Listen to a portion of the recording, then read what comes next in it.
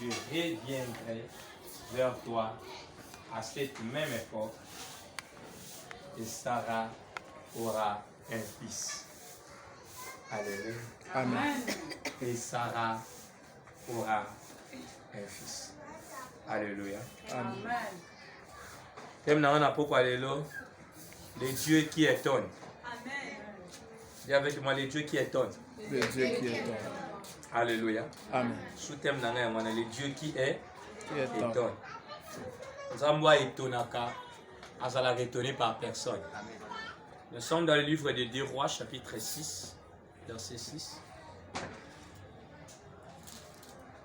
2 Rois 6, verset 6, je lis au nom de Jésus.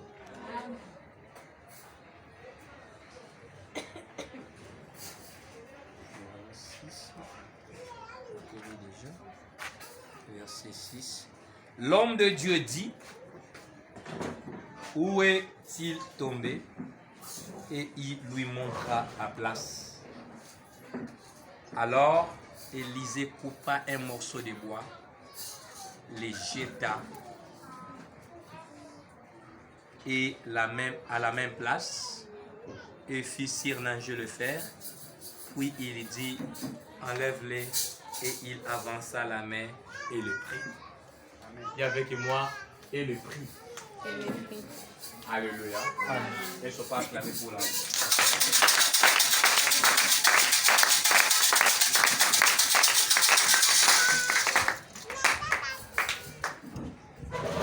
Alléluia. Il avança la main et le prit. Alléluia. Amen. Amen. Amen. Le Dieu qui est content. Amen. Amen. Amen. Amen. Est-ce pendant mon moment séminaire, tout le monde a besoin de s'en étonner? Amen.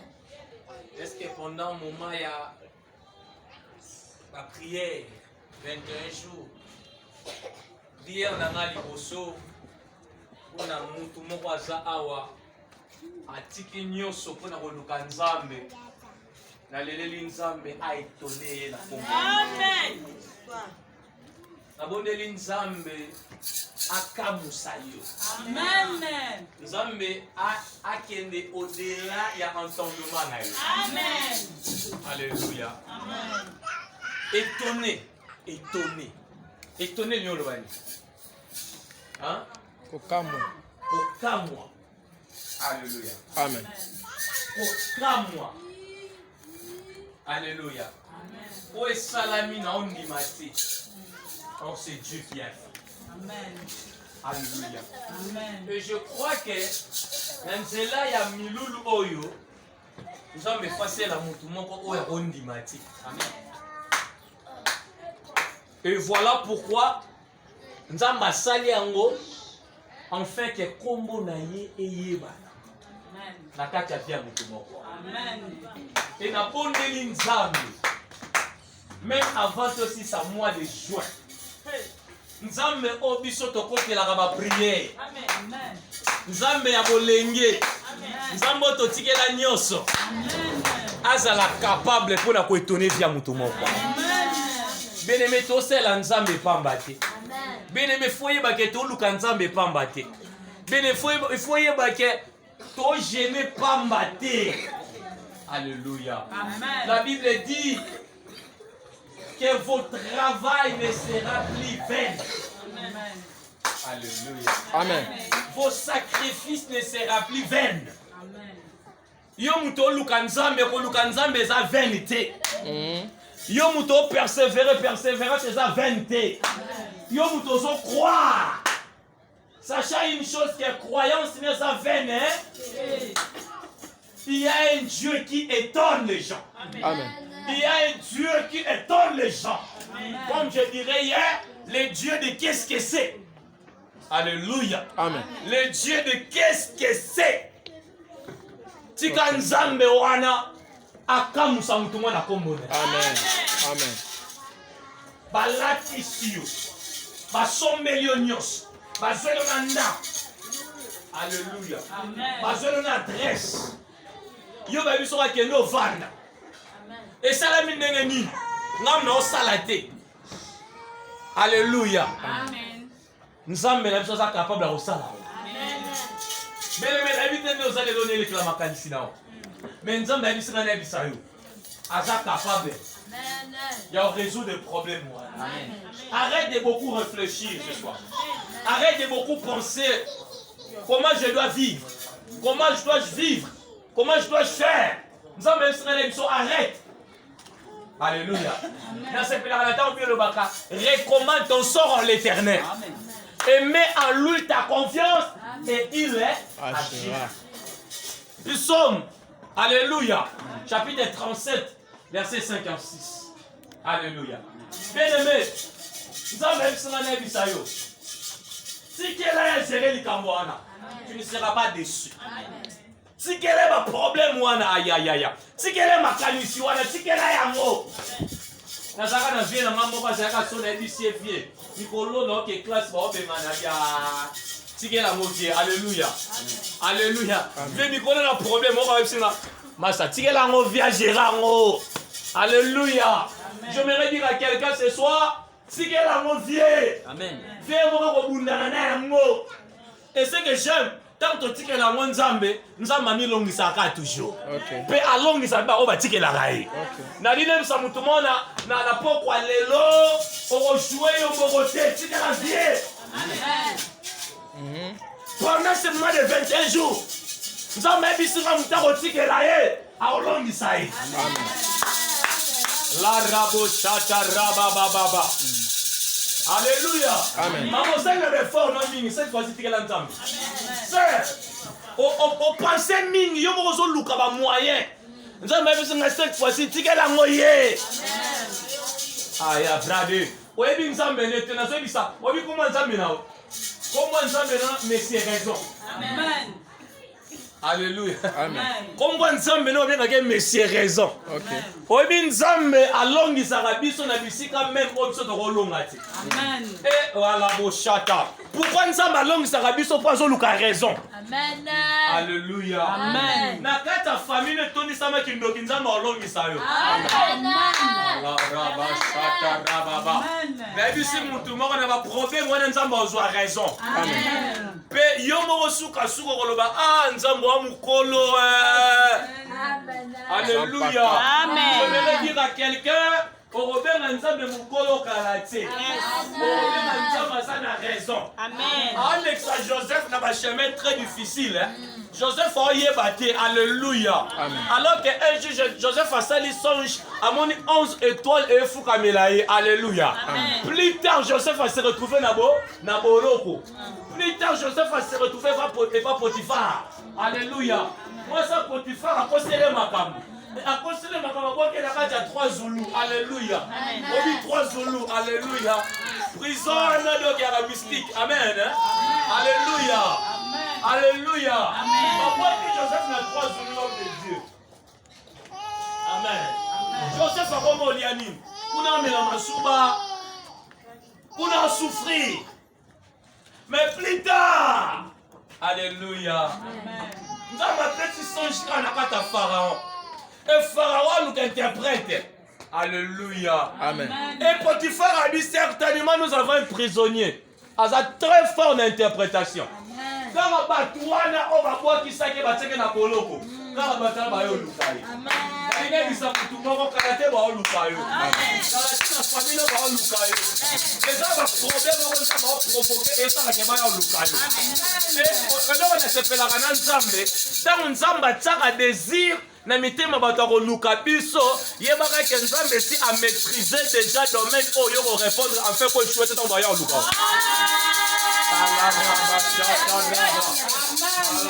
Je vais dire que quelqu'un va luka ko chouette. Amen. Ouais que nzambe ebi exactement ça na ngolu. A ko sili ça séminaire on va mettre ma propre nom. Mais Dieu qui étonne sans être étonné par personne.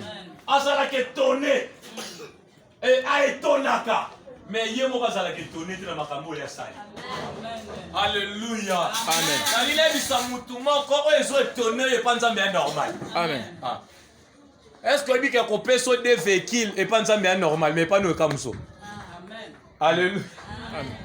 Alléluia. Amen. Alléluia. Amen. Alléluia. Amen. Dans la histoire de Totanga et Abraham. Abraham a ça comme disons même écoute Sarah. Sarah a un problème à stérilité. Alléluia. Amen. Donc Abraham a un problème moi a dit. Mais ça qui n'est moi aussi. Alléluia. Amen. Ceux qui paient lien, ceux qui paient nini, ceux qui ont commis le truc qui est comme lien, on a commis Mathia Moussous. Alléluia. Voilà Mathia Moussous. Alléluia. Mais pour aujourd'hui, nous avons des amis qui ont des zalaki. Amen, amen. Amen. En fait, que tu tires la leçon à Katia Makambouane. Alléluia. Amen. Moi, ça vraiment beau tati. Nous avons comme moi. Batu ba nzambe. Batu ba sela nzambe. Alléluia. Amen. Batu ba sela nzambe mais problème à stérilité na kati ya famille. Soto kosuka ndenge Nini. ayebisi babolonga na patre balonga mpe patre bokende kana batie kana me mwana oyaka te basali ndenge nyonso mwana oyaka te. Alléluia. Amen. Alléluia. Amen. Tellement que tezolekana moi ça proposa bino biso toke okola ngabona opréféré na ngai ozwa ta servante na ngai Agar ozalaki égyptien osani obotiata mwana en fait que tant tokokufa le fils qui attend mwana natikala héritier. Mais remarquez bien même avant proposition neya et si déjà nzambe obimela Abraham. Alléluia. Amen. Alléluia. Amen. Nzambe obimela Abraham azotuna ye Abraham a répondre à une question moko. Na Genèse chapitre 16. Aïbisa Nzambe opesa nga nini. Alléluia. Amen. Nzambe aïbisa Abraham a répondre Nzambe opesa nga nini. Amina ye. Moto ba mesana.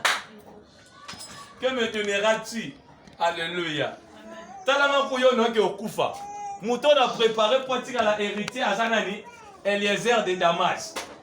Alléluia. Amen. Alléluia. Amen. Eliezer de Damas. Oh, putain, ça vous mutu mora boye kaka. Yene mutu 7. Aibiseni. Marche devant ma face, sois intègre. Et Genèse 18. Abraham s'est retrouvé sous le chêne de Mambré. Alléluia. Et Bible ça a 3 hommes. Parce qu'il y a un passage. Et Abraham, dans la moni bango, la Bible dit quoi? Abraham se prosterna. Alléluia. Amen. Et abonneli bango, abibo pe mamuke. Na kezo la bino terre romela. Ne fût-ce qu'à bomé la tamane. Bogol le kaboité. Mais je sais que Abraham a sokoli ba makolo. Abraham pi ba ya rolia. Abi ba ya romela. Alléluia. Asali nyoso om ta rosanini. Ko sala. Après tant Abraham a sali. Nzambe abiseni. Benga mwasi na ça. Sarah. Alléluia. Amen. Alléluia. Amen. Aïbisi Sarah. Na même époque. Alléluia. Ozwa mwana. Tu auras un fils. Na même époque obiso to lia. Na même époque obiso bino boyambi biso. Na même époque obiso bino pesi biso ya kolia. Ne na même époque bino pe bosani. Borobo. Et la Bible dit quoi? Sarah rit. Sarah c'est qui? Sûrement tant Sarah c'est qui? Na motema na lobani. Ah, ouais, lenga biloko. Alléluia. Amen. Elenga biloko balié batondi. Ba prophète amakiona. Alléluia. Amen. Basali anda makiona oyo balié batondi babimisi mabumu. Ale babani biloba lobe. Sûrement pe nzambe pesa yoka ida sala na kata motema. Atuna Abraham.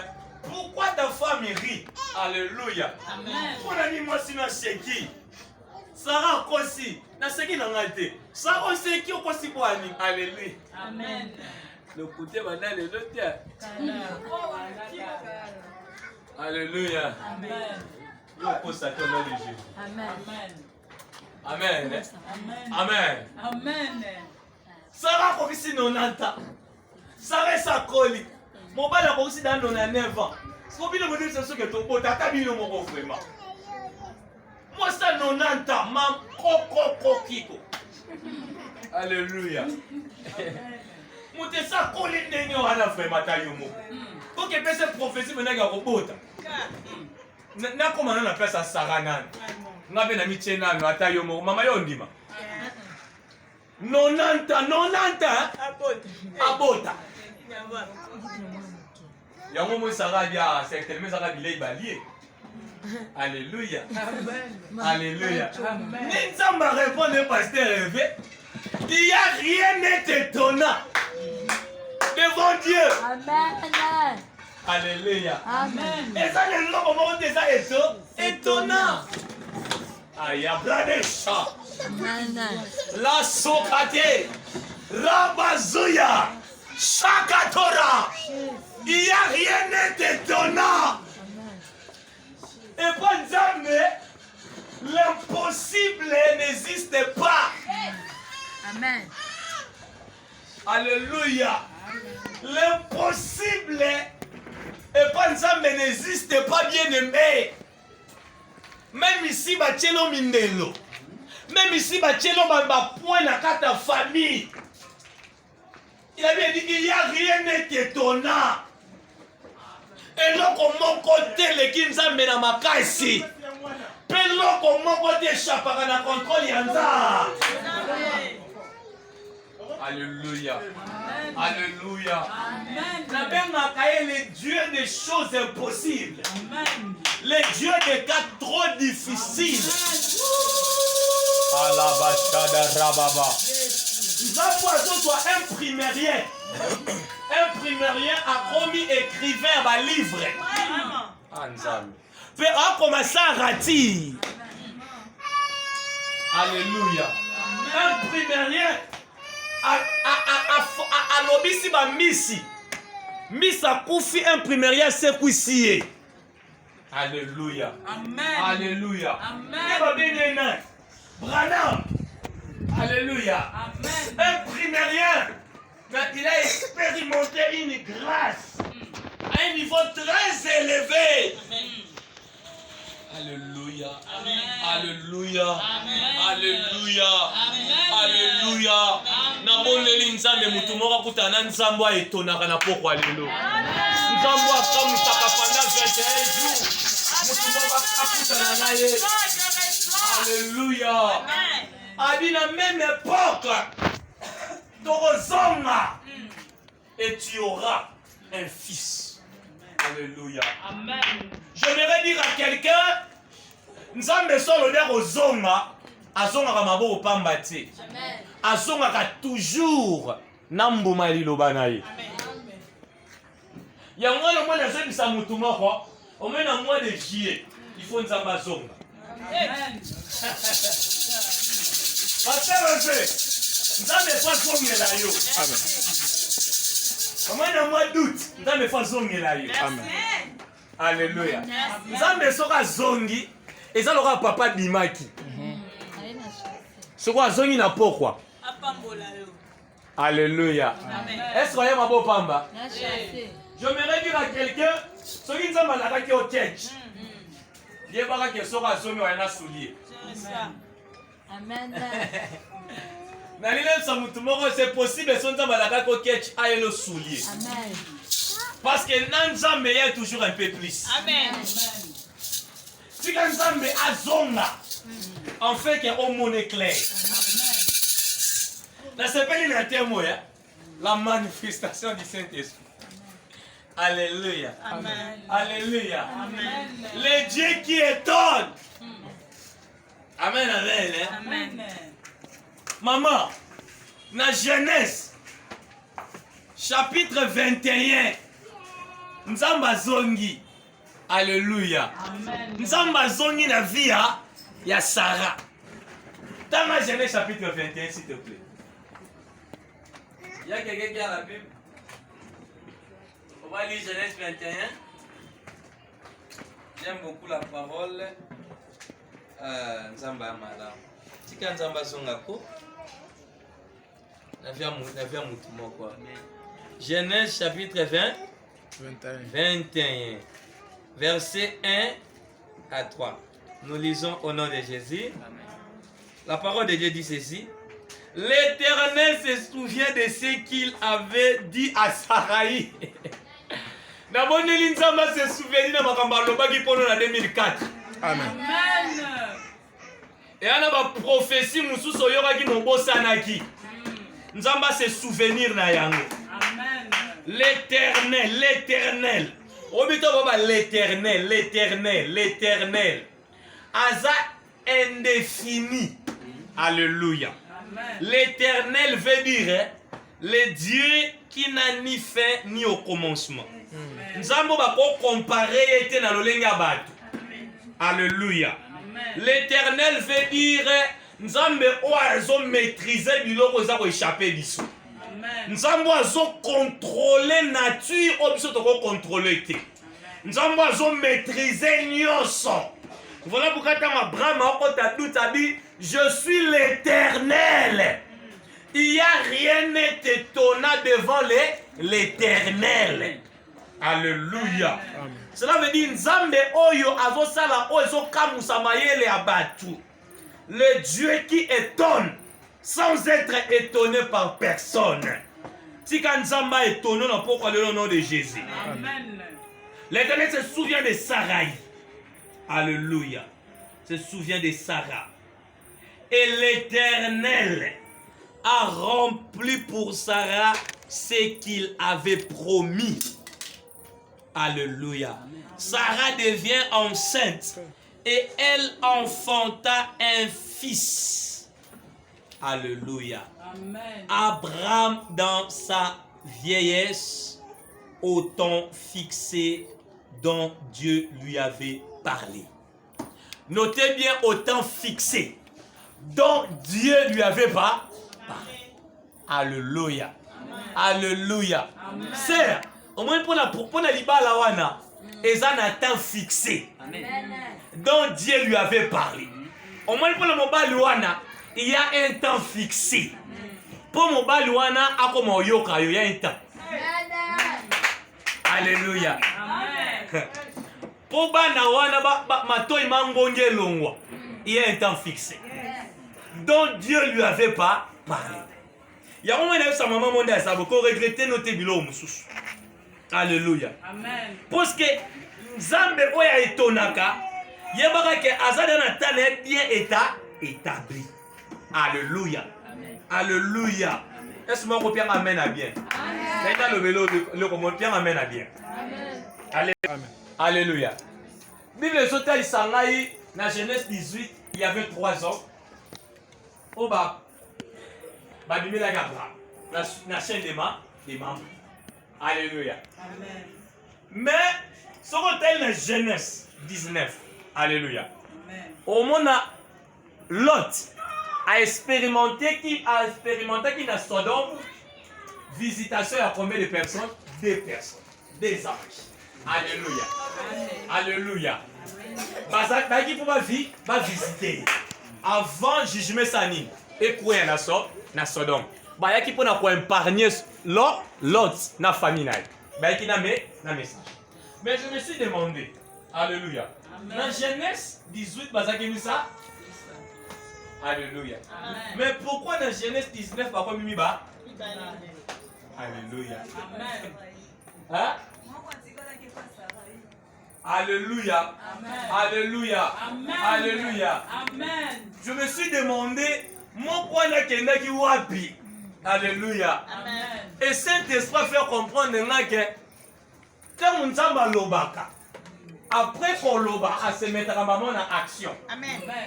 Donc, mon point est que la limo après que Luka Isaac.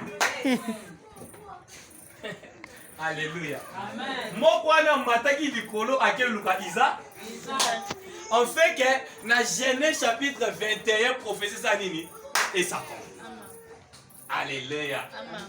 Lelo nzambe abisinga nebisa mutu moko azolukela yo oya yo. En fait que même la dernière minute que tu sois la bénéficiaire de ta bénédiction. Non, oye bate. Il y a un Dieu qui travaille pour toi, oye bate. Alléluia. Alléluia. Le Dieu qui étonne sans être étonné par personne. Pourquoi nous avons étonné à Rabiso? Premièrement, et ça pour être combo naie et soit le kumu na kata ba vie na biso pe na kata via batu mususu. Alléluia. Alléluia. Frère, sœur, n'habite problème mes amis. Mais Nzambe a dit il est prêt à t'étonner. Alléluia. Voilà pourquoi j'aimerais dire à quelqu'un qu'on abandonné, qu'on désespéré pété. Parce que Nzambe a étonné. Alléluia. Alors, Bim Nabakouk 2, même si la prophétie tarde, attends-la, elle s'accomplira et elle s'accomplira certainement. Arrête de te poser beaucoup de questions, frère et sœur. Alléluia. Car le Dieu des choses impossibles est vivant. Alléluia. Ils ont travaillé pendant toute la nuit et bah jouer l'autre côté. Sûrement, nous avons interprété la Nengenaï. Amen, amen. Mais tant que Jésus-Christ a été dans Luc chapitre 5, il obéit à Tongo. Alléluia. Tant qu'il obéit à Tongo, et il obéit lobby, va dans les eaux plus profondes et jette le filet. Et lorsqu'il a obéi, il a jeté. La Bible dit qu'ils étaient incapables de retirer le filet. Atela seke asengi aide abatu mususu. Alléluia.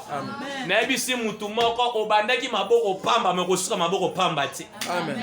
Po ete Nzambe oya etonaka asukaka toujours na kotondisa kilo na maboko na biso. Amen. Tika Nzambe atondisa maboko na yo. Amen. Tika Nzambe atondisa vie na yo. Amen. Batu oba travaillaki tout à liboso bazwaki eloko te. Pourquoi bazwaki eloko te?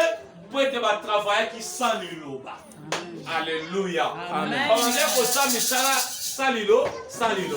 Mais tant que liloba est yé, et bah sali a fonction liloba, l'impossible est devenu possible. Amen. Et voilà pourquoi nous avons déclaré liloba oyo et rendre ma camonio de la qui est possible à la carte. Liloba oyo et de l'opportunité à la kimayo.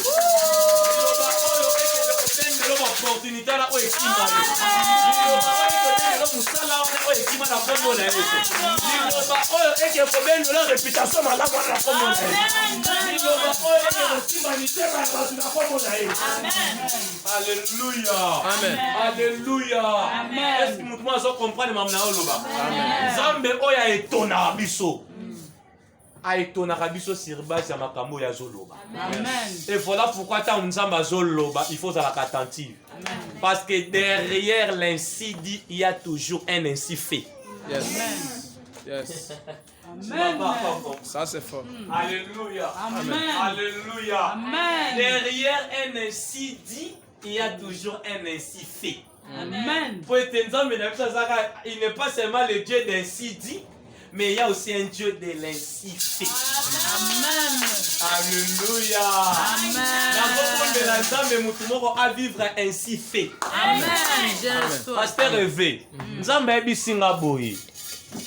Akota biso na saison ya ba ainsi fait. Amen. Amen. Ainsi fait de l'Éternel pour ta vie, maman. Amen. Oropolate. Amen. Alléluia. Amen. Oro subir le sous-souté humiliation. Nzambe sa telemina mopanga na kata vie na yo. Et pourquoi Nzambe telemina mopanga na ye? Pour Nzambe amonima emisu no na secret. Et Nzambe sa kiti na mobimba na ye, en fait que a rendre liloba na ye puissant. Amen. Na kata vie na yo. Ainsi fait de l'Éternel dans ta vie. La brade machatera. Nzambe sa arrange le nyonso en fait que kombo de kumisama. Na kata vie na yo. Et voilà pourquoi Nzambe a dit sinai. Oye se kendaki musika a poussa mo rapidement pembeni na yo.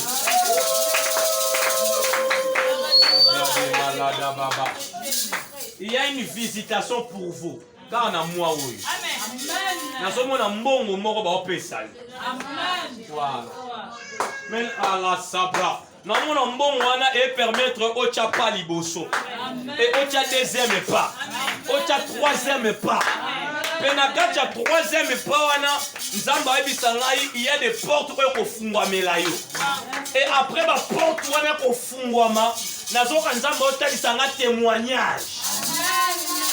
azwebisa ngai na ntango ngonga ya ainsi fait ekokaka nzambe ayebisi ngai totiaka pa moko liboso totiaka ya mibale et après eza lelo moko efungwamelaka biso eza baporte ya sika et voilà pourquoi nazobondela de la même manière il avait fait pour Sarah tika ete asala yango mpo na ye oyebi ke nzambe basouvenir azali mama na ngai nayebi so vérité omoni offrande wana oyo otya na 2007 yo bosana yebaka ke nzambe ntango tosalaka action nzambe akomaka ote ntango babaka Dieu se souvient de Sarah. Cela veut dire qu'il y avait des choses que Sarah avait fait autrefois. Alléluia. Nzambe a se souvenir jamais na mutuka pambabu. Nzambe amonaka mutu, alléluia. Oyesi a collaboré qui n'a avant. Alléluia. Voilà pourquoi il y a des solomo répétamaki entre Nzambe et Sarah déjà avant. Et tant que comme il a 21 et comme il a visibilité. Voilà pourquoi nous avons dit Nzambe. Peut-être que ça là que va mona guité. Peut-être que ça là qu'on a caché tout ça qu'on Nzambe. Mais dans Genèse 21 et de celui qu'on a caché comme il a visibilité. Yo pesa qui na secret mais Nzambe azongiseli en public. Voilà pourquoi on s'appellera toujours Nzambe na biso. Toko ko luke na secret mais il a exposé ba bénéfice en public. Na so pondela Nzambe pour na maman moko awa. Nzambe a exposé ba qualité en public. Nzambe a exposé les bénéfices en public. Allah rabashata rabababa. Rababa zonde rababa. Rababa zonda rababa shata rababa. Alléluia. Alléluia. Alléluia. Oh, Ézéchiel chapitre 37. Amen, amen. Ézéchiel 37. La Bible dit que la main de l'Éternel fit sur moi. Et il me transporta dans une vallée d'ossements desséchés. Et à tout nier, est-ce que me croit qu'on vivre? Alors, bien, mon yebi. Abi maintenant, ça te savez. Nana mounakonayo. Prophétise, prophétise, prophétise. Alors qu'il n'y avait pas de l'espoir. Alors qu'il n'y avait rien qui pourra se passer. En réalité, la Bible dit que c'est là qui valait d'ossements desséchés. Cela veut dire quoi? Mikoua. Il n'y avait pas de l'espoir. Alléluia. Mais tant le prophète a prophétisé. La Bible dit Ézéchiel appela l'esprit du 4 vents et il souffla sur ses hôtes. Et en un instant, en un clin d'œil, la Bible dit quoi? Il fit un mouvement. Mouvement salamakita mlilobezo bima. Alors que nous sommes loba awa, abondeli nzamba alors ozoka liloba o mouvement salama. Mouvement salama nakata bina yo. Mouvement salama. Jésus. Jesus the Prince of the Lord. Alléluia. Mouvement salama ministère. Mouvement salama. Wow. Il appela l'esprit des 4 vents. Alareto. Salamazoya. Les dieux de mouvement, les dieux qui donne. Mikoua, espoir exalté, Bachola, Baloba Osuga Raboye.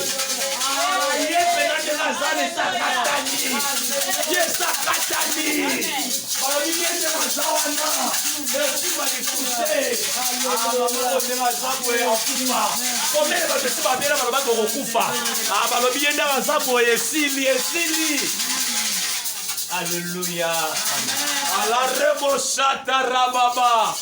Ah non, quand c'est on appelle à l'époque. Alléluia. Mais la première roi il s'appelle Souka.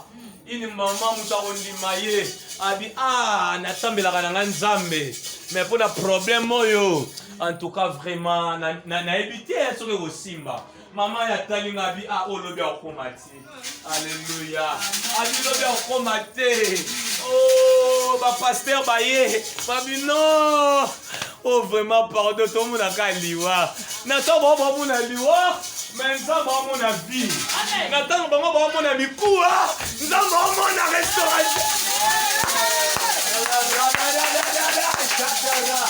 Nazolisa mutu moko nzambe amona bien. Ah, tika nzambe amona la pokwa lelo.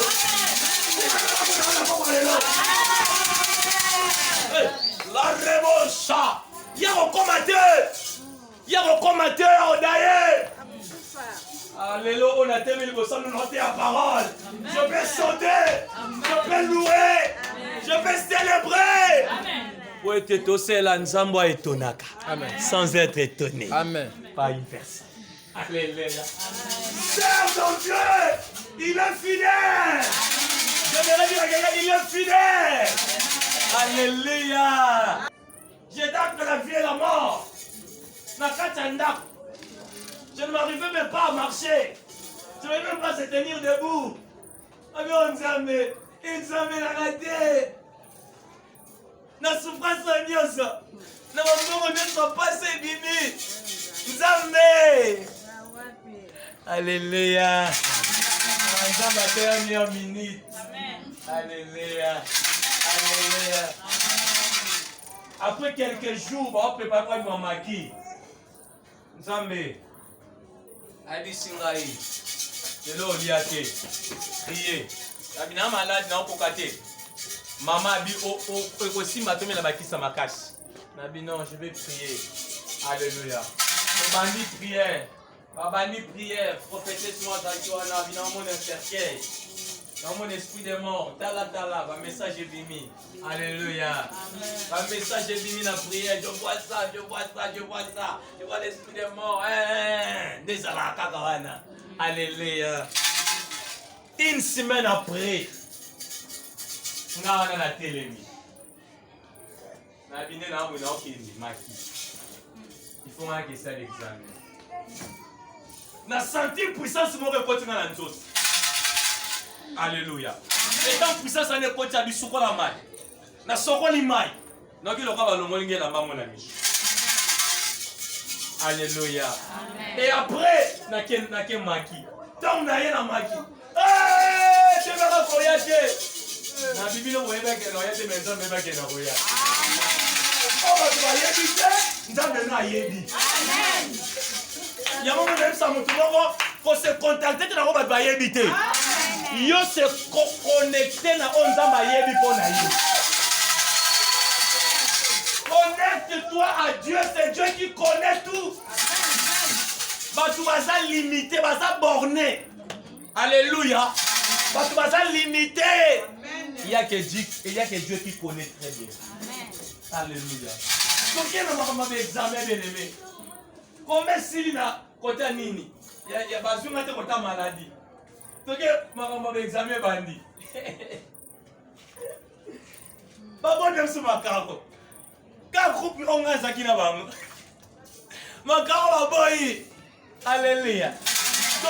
Na ti na ministère ya FSP pour récupérer le macaro. Parce que nous avons le macambo. Alléluia. Amen. Et tant que nous avons monté dans quoi ce téléphone à Nzambe. Alléluia. Nasé à Mike et Bimi Siango. Et parce que la vie nous ya. Nous servons un Dieu capable. Amen. Le Dieu qui étonne et vivant. Lorsque ce temps arrive, c'est possible de récupérer et pas solide, même dans les étés pas solide. Tu vois, tu bien en oni. Pour la science, va lobby, libende et gizara libende. Si tu as comme bois et que simbi libende, tu bien en oni. Le Dieu qui étonne. Amen. Tika Nzambe a étonné famille. Amen. Tika Nzambe a étonné classe à bas. Amen. Basili si mnengeni. Ka mbonga mikate wana. Ne sali ke basi sa classe. Et où tu vois? Na nengeni. Pakepi ba université. Ana sepelara toujours pourtant mon étonnement et obligera toujours miracle. Alléluia. Amen. Na bonne Nzambe miracle s'est passé na katanda pa. Amen. Alléluia. Alléluia. Babingé la belle avant d'aller à la porte. Et Moussane ko senga ba omol. Alléluia. Et Bible va dire batu bazaki osoye chaque jour. Bon check à la porte. Omoni ce que ba osuki ça. Ba osuki sur la porte. Ba ko tchako jamais na kati. Lisunya batesuka kana mesika maboko na ba. Mais ya nzambe mabiso tina kati. Tango lisunya nzambe yaki elongolaki na porte ekotisi na kati. Mutu azaki libanda, la Bible dit quoi? Il entra avec eux. Alléluia. Il marchant, Sautant et louant Dieu.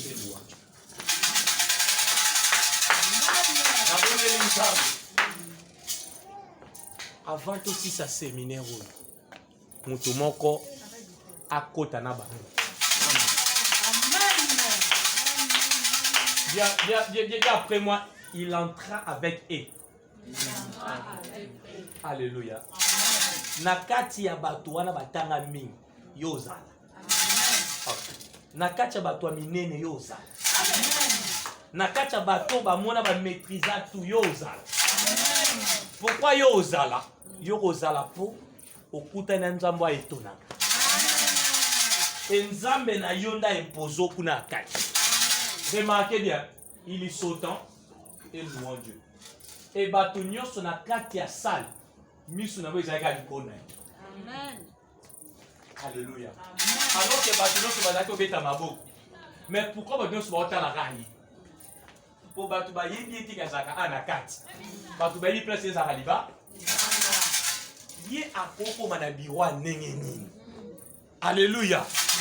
Ye akoki kokoma na fulu ndenge na yebisa mutu moko nzambe akosala grâce moko na vie na yo atela seke miso bato nyonso ezalaka fixe likona nzambe akomisolo eloko moko ekosala ke bato miso na bango nyonso ezalaka envers yo. Voilà pourquoi omoni libala na yo esalaka miso bato etika likona yo.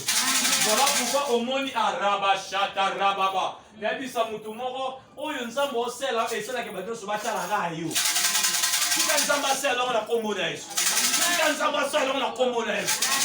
Alléluia. Enfin, azwaki Isaac. Nzambe akokisi maluba. Isaac étaitvé.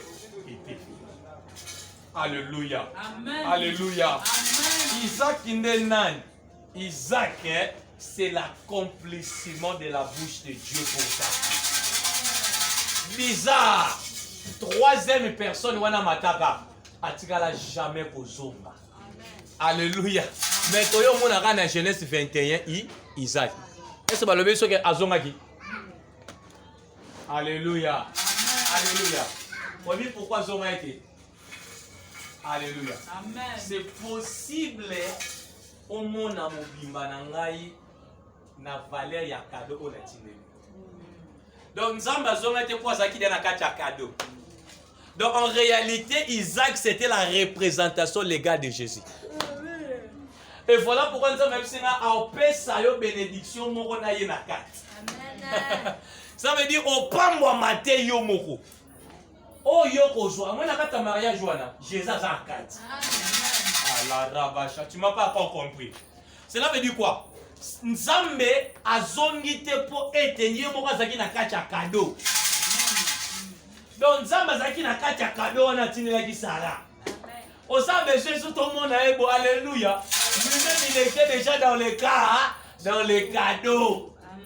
Il y a un moment que le temps Abraham a offrir azalaki image ya préfiguration ya Jésus-Christ. Yo kanisi que Isaac a ebete que papa na ke offrir ko pese mbeka. Non, azaki bébé te alléluia. Alléluia. Alléluia. Atuna qui est, j'ai vu le bois. Alléluia. Et le fait. Alors où est là la